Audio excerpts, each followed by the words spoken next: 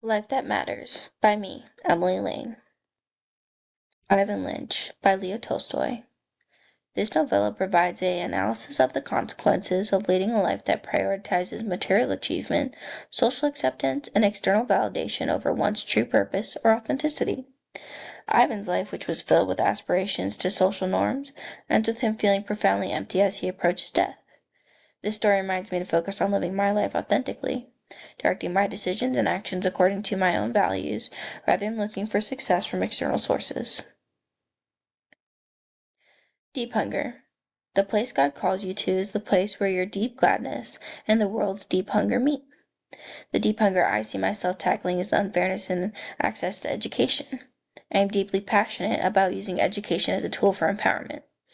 I see the lack of access to quality education extends cycles of poverty, and I believe that providing educational opportunities is a crucial way to help individuals rise above their circumstances.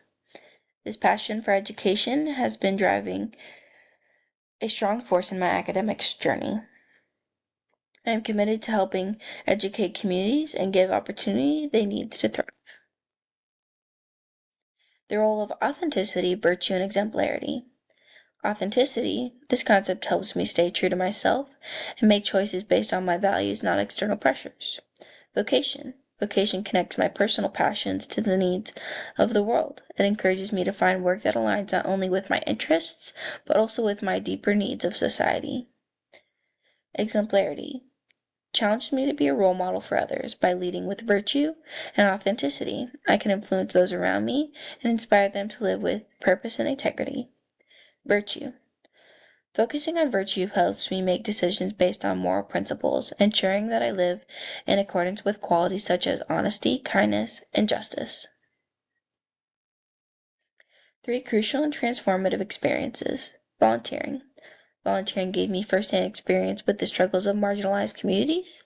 I was struck by how many people are trapped in cycles of poverty and homelessness due to systemic failures.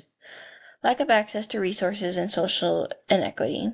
This experience deepened my commitment to addressing social injustice and made me more determined to pursue a career that addresses these systemic issues. It gave me a clear understanding of the real-world impact of social policies and solidified my desires to work in advocacy or public service to create change. Internship with an educational nonprofit. This internship allowed me to see how nonprofit organizations can drive real educational reform, providing opportunities to students from underserved communities. I worked on projects related to policy advocacy, and this solidified my desire to use education as a tool for social change. Research projects on global social issues and development.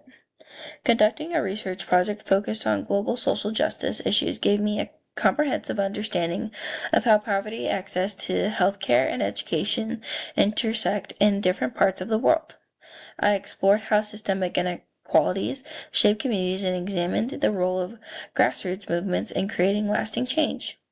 This experience broadened my perspective on global disparities and it reinforced my desires to work on solutions that address these issues both locally and globally. It also deepened my appreciation for cultural sensitivity and the importance of community involvement in addressing complex social challenges. Possible upcoming challenges. One significant challenge that will be navigating institutional barriers in education and social policy reform. The systems in place often resist change, and advocating for the marginalized can be a slow and frustrating process.